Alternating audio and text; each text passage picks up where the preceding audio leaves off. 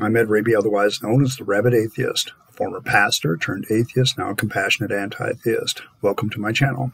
You're free to like or dislike the video, so feel free to hit those buttons. And feel free to comment below.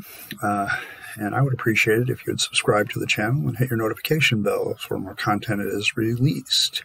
I'd also remind everyone that you're free to share my videos as much as you like. My purpose is education and educational promotion, so that's kind of where I'm sitting with this particular series, in particular, The Tall Tale of Jesus. Just as a kind of a side announcement, if you're this is the release date for this video and you're watching it for the first time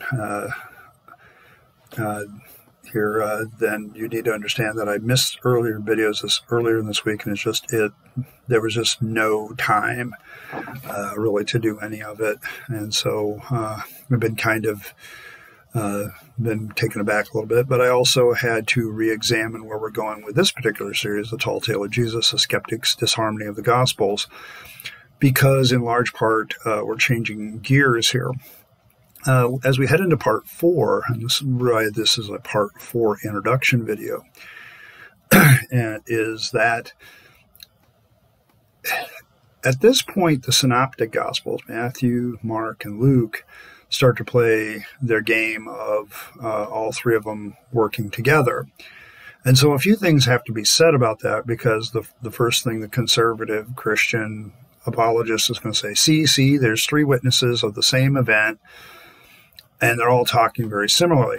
The problem with that observation is that there's a massive time gap in between some of these accounts, like Mark. Even if I take the conservative estimate for these Gospels, we're talking Mark at 45 AD, we're talking Matthew at 55, 60 AD, and we're talking Luke 65 to 70 AD. If I take those dates, you still have an issue where the later writers could simply be copying what the earlier writer said. So really, when scholars talk about Mark, you need to realize that this is the first gospel that really puts a narrative to the teachings of Christ. And I think that's what makes it significant and why everybody kind of looks to Mark. Mark is about to come in. Now, the reason I haven't talked that much about Mark is because, in fact, I don't think I've mentioned him at all, because he doesn't start with a birth narrative. He literally starts with the baptism of Jesus Christ. It's almost like at the time he's writing, the birth narratives and a lot of the resurrection narrative later, as we will see when we get to the end of Mark, is irrelevant, because it really wasn't part of Mark's objective in writing his gospel. It's almost like there was a bunch of teachings of Jesus, and then what you had, basically, and I'm trying to explain this very carefully, is somebody came along and said, well, who was this Jesus person and how did he live? And it's almost like the guy who wrote Mark sat down and, wrote a narrative to the teachings of Christ that had already been explained to a lot of people. This is why many people look at the Gospels and the life of Jesus and can conclude, and it's a reasonable conclusion, that it's a growing legend story. Even with the conservative dates and the conservative ideas, we still have an issue of the fact that they could simply have copied each other. We don't have so much three witnesses when we talk the synoptic Gospels talking about the same event. We have one writing an original document and the other two copying it. That's not three witnesses. That's one witness at best, and a witness that needs collaboration. So if Mark is the earliest gospel, what really needs to happen in scholarship for the life of Christ to actually be scholastically and intellectually viable is for Mark itself to be collaborated historically. You can't use Matthew and Luke most of the time, because Matthew and Luke could very reasonably each simply be copying Mark. That's not three witnesses. That's one witness with a bunch of copies. People taking Mark's story and either adding or subtracting or developing it even more. And you see this a lot. Mark's accounts of events happen to be a little bit shorter most of the time.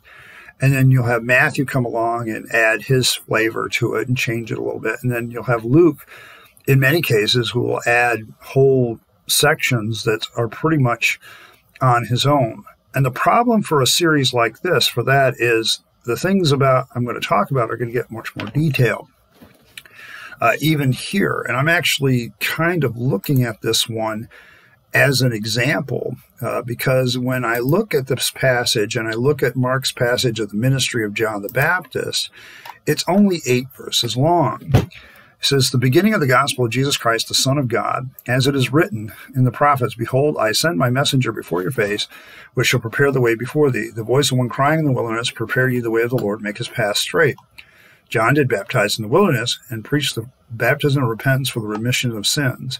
And there went out unto him all of Judea and of Jerusalem, and all baptized of him in the river Jordan, confessing their sins. And John was clothed in camel's hair and with a girdle of skin about his loins, and he did eat locusts and wild honey, and preached, saying, There cometh one mightier than I after me, the latchet of whose shoes I am not worthy to stoop down and unloose. I indeed baptize you with water, but he shall baptize you with the Holy Ghost.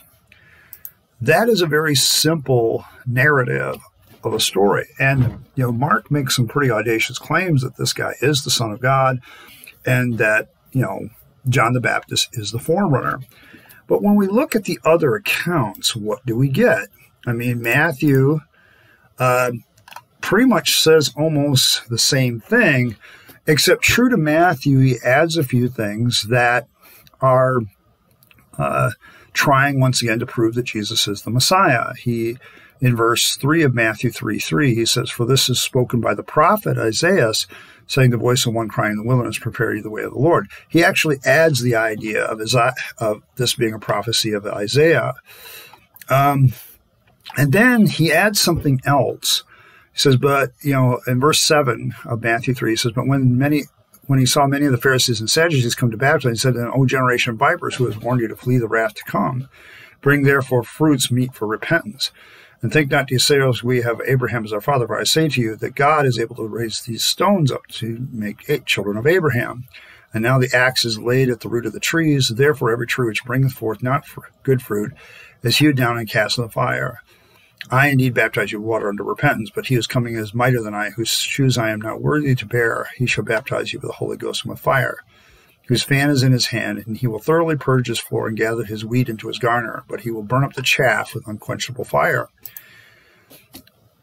Compared to Mark, Matthew goes overboard with the idea of final judgment. He really hammers home the idea that that generation needed to be afraid because God is going to bring down judgment on them. Mark is far more narrative in his tone. He doesn't really go after them like that. I mean, he does talk about, repenting, but Matthew really kind of adds a whole bunch of things where he's talking to the Pharisees and Sadducees, where he's going, man, you need to repent because you're going to end up dead. This is an addition, because when you look at the rest of the story, when you pull that addition out, what you have is Mark. Maybe said in different words, but what you have is Mark. So the part where I could even get really nitpicky with this at this point with just these 2 sources, what we have is 2 witnesses of the things that Mark said, but Matthew has now added a whole bunch of stuff that only has 1 witness, himself, and that's it. And that's kind of the real problem here, because as much as people want to say 2 or 3 witnesses, which is one of the criteria we're judging this series on, as well as other textual issues, but the main criteria that I've tried to use throughout this entire series is the biblical criteria of 2 or 3 witnesses, let every event be established. The problem is the event of the Pharisees and the Sadducees is a new event. Okay, now I'm going to switch to Luke. Okay, and what Luke does is he adds a lot of things. Now, remember, Luke is the one with John the Baptist who tells us his origin story in detail. He begins to talk about how these various rulers ruled in their place. He also mentions Isaiah, the prophet, and he also talks about that But then he adds a few items, all flesh shall see the salvation of God in Luke 3:6. And then instead of Pharisees and Sadducees, it's a multitude. And this is a key difference, because in the case of Matthew, he goes right after the Pharisees and Sadducees, which seems to be a very Jewish political thing to do. Whereas Luke is kind of coming at it from the standpoint of, well, I'm trying to nail everybody, not just the Pharisees and Sadducees. And he goes after all of them. He basically says the same thing as Matthew, except, he will add another event to this. But he does tone down the length and the tone of the apocalyptic prophecies that Matthew does. So some of the things that are said by Matthew in that apocalyptic prophecy are only said by Matthew. We only have Matthew's word that some of the things that John the Baptist said was said by John the Baptist. We also are about to have something that only Luke will say. Okay? And where we see this is in Luke 3:7. We got to go down a little bit farther to verse 10. And this is where people come to John the Baptist and ask a bunch of questions. And the people asked him, saying, "What shall we do then?" He answered and said to them, "He that hath 2 coats, let him impart and have none, and he that hath meat, let him do likewise." Then also the publicans, who are tax collectors, to be baptized, and said unto him, "Master, what shall we do?" And he said unto them, "Exact no more which is appointed to you." And the soldiers likewise demanded him, saying, "What shall we do?" And he said to them, "Do violence to no man, neither accuse anyone falsely, and be content with your wages." And the people were in expectation, all men mused in their hearts of John whether he was the Christ or not. John answered and said to them, "I indeed baptize you with water, but one is coming who is mightier than I, whose lash of shoes is I am not worthy that he shall baptize you with the Holy Ghost and fire. Fan is in his hand," and so on and so forth.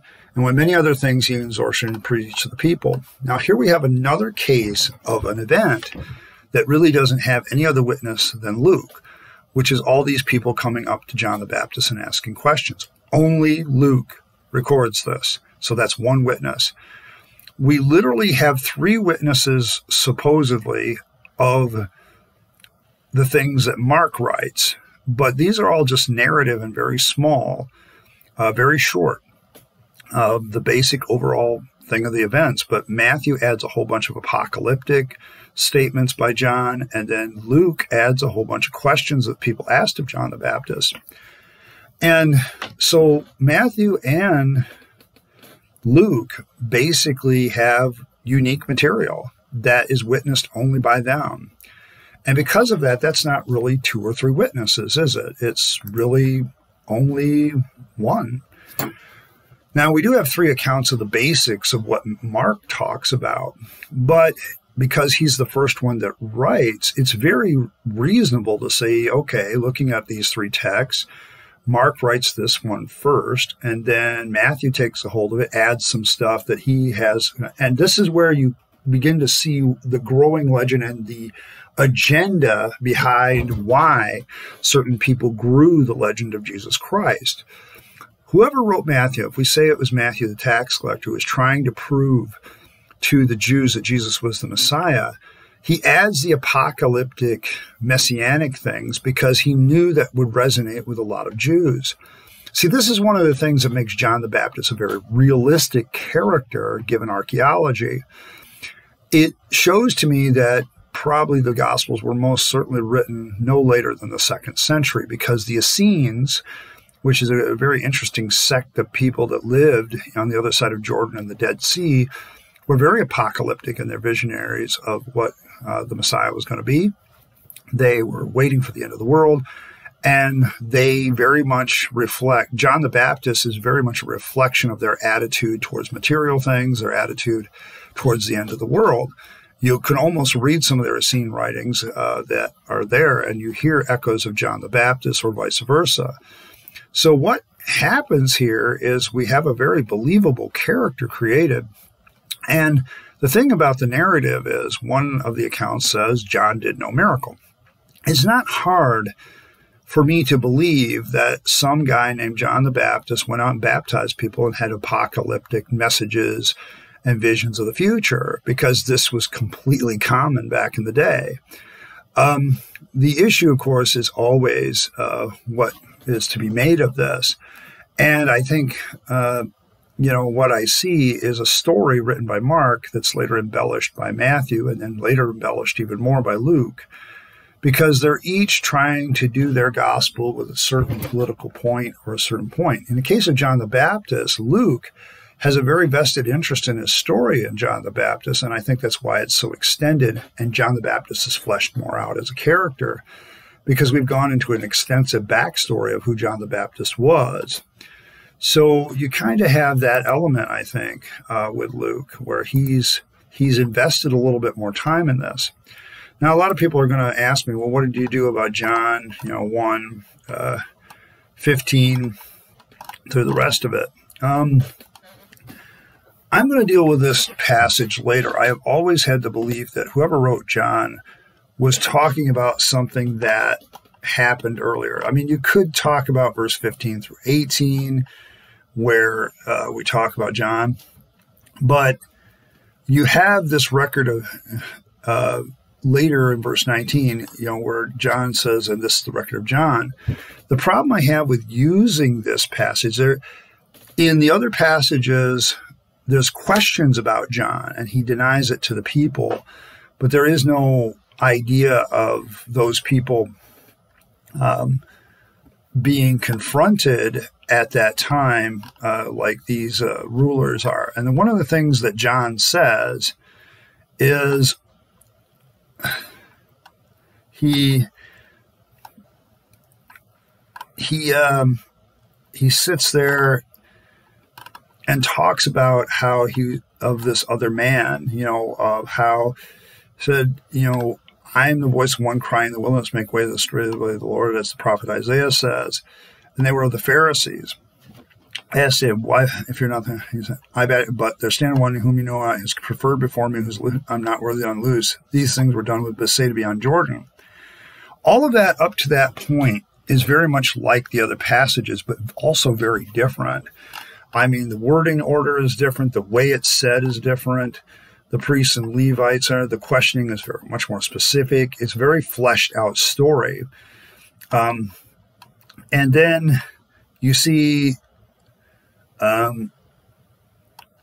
Jesus coming into it. And I think verse 19 through 23, I'm going to probably talk about during the baptism of Jesus. And then, of course, the stuff later is stuff later. But the real complicated part of this passage with John is John pretty much adds a completely different wording to it. The problem is everybody knows John wrote later. This is a story that's well known. It could simply be somebody writing the story in a very different way. And to be blunt with John, Jesus in John is superpowered. It's almost to the point of ridiculous, because the next gospel that will be written will go over the line of ridiculous. And that's why the early church didn't, any of the gospels written after John, they pretty much throw them in the trash heap and say no, because it just gets downright ridiculous. John's Jesus is superpowered, whereas Mark's Jesus is very human. And something happens, known as Matthew and Luke, in between there. And so these accounts see this growing power and this more detail. And when we talk about John the Baptist, once again in John, we have this completely different account, but he goes into very specific details in the questioning and everything else, but it's different. In one case, we have a crowd of people. The other case, we have Pharisees and Sadducees and people sent from the Levites. So it becomes a real mess. Now, I point all this out because a lot of people are sitting there, well, yeah, but that's another witness. Is it now? Even if I take the conservative view that John wrote much later, I have no evidence that he actually used another witness, because the account is similar enough that all we really have is some guy that's basically recopying it again. See, this is the problem. And, I had to, I'm sorry for the lateness of this video, but I had to really prepare this, because you have to understand, yeah, we got 4 accounts here of the ministry of John the Baptist. The problem is the only places that they're really the same is when they agree with Mark. Everything else in a lot of these passages is a little bit of agreement between Matthew and Luke, and a little bit of agreement with John when it comes to the fact that the Pharisees and Sadducees were there. But other than that, a lot of these accounts are very solo. A lot of the events recorded are simply one witness. And therein lies the problem. And so we go back to our original criteria of criticism. Is this 2 or 3 witnesses? And the answer is no. I think you have one witness in Mark at best, and we don't even know where he got his stuff. He's just writing. I haven't really dealt with Mark yet, but Mark seems to just want to flesh out the teachings of Jesus. He has these teachings of Christ as presented in other Gospels that were earlier, and he's the first one that really kind of puts a true narrative account to the life of Jesus. The real problem with it is he has no birth narrative like the later ones do, which indicate that they're probably additions. And he has no resurrection account really either. I'm going to get to that when I get to the end of this series, but I can foreshadow it a little bit here by saying the resurrection accounts are only 3 in number because Mark really doesn't write about it. A pious monk added a bunch of stuff at the end, probably in 700 or 800 AD, but it doesn't change the fact that it was an addition. We have no witnesses. And so what we really have is a growing legend. We have Mark basically fleshing out Jesus's life and things, and then we have Matthew coming along, taking that story, putting his own spin on it and adding his own stuff to it because he's trying to prove that Jesus is the Messiah, which is why he plays so fast and loose with the prophecies and why he emphasizes prophecy so much. And then we have Luke, who comes along and tones that part of it down, tones the apocalyptic nature of it down, but then again adds his own humanizing of John the Baptist because John the Baptist is more of a main character in the early story of Jesus, and so he fleshes this out a little bit more. We get a little bit more of the personality that he's trying to convey with John the Baptist. None of this proves that it's historical, and that's where John comes in, because John comes along, takes that story, ignores a good chunk of it, writes about the questioning of John the Baptist by the Pharisees and Sadducees, and focuses on that, and that's it. The rest of it he doesn't even cover. So once again, we still don't have 2 of the Gospels really witnessing the same event, unless you want to call the basic events that Mark, Luke, and Matthew all agree with. Other than that, and that's about 7 verses, there's nothing else. And the problem is, all of that, including some of the stuff in John, is copied and could be copied from Mark.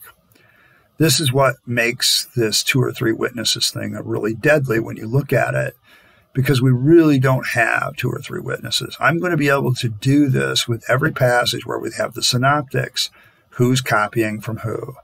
And the fact that I can make that assertion and have it stick, and many conservatives admit that, Matthew and Luke copied from Mark, it doesn't take much of a stretch to say, well, yeah, but all the additional material that Matthew and Luke and John add then is additional material that has no second witness necessarily unless they collaborate each other.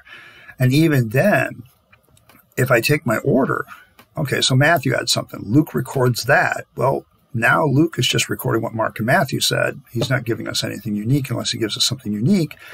And then if he gives us something unique, then he's standing on his own because Matthew and Mark don't talk about it. Same is true with John. This is something, I'm taking a little bit longer with this video. I want to explain this. You need to understand that as you look at these accounts, you need to realize that just because there's 4 of them doesn't mean that there's 4 witnesses. It can mean that there was one, maybe, or one guy putting together all the oral traditions of Jesus of Nazareth's narrative of his life and then throwing it together with his teachings. But after that, everybody else is copying that and then adding their own stuff. It doesn't necessarily follow that they went to other witnesses. It simply follows that they're copying. And if that's the case, then we really need to look at where the original story came from. And if we can't determine that, well, this is no real reason to upset your entire life and base your life on it if it really isn't true and it really isn't historical, which I don't think it is. I think a good chunk of the Gospels aren't historical. They're just very imaginative, myth builders that have added and added and added to the legend until it got superpowered in John. I want to thank you once again for stopping by my channel. I'm sorry for this video being a little bit longer, about 5 minutes. But I wanted to make sure that we understood the method here in looking at the Synoptic Gospels and why I'm still a critic of them, despite the fact that there's 3 or 4 witnesses talking about the same story. Because it really could only be one story, and everybody else is just putting their spin on it or rewriting it in a different way. Writers do this all the time with historical events when they do historical fiction, and I think that's exactly what happened with the Gospels. Once again, thank you for coming by, and hopefully someday I can convince you to be a rabid atheist like myself. In the meantime, this is Rabyd the Rabid Atheist signing off and wishing you a good day.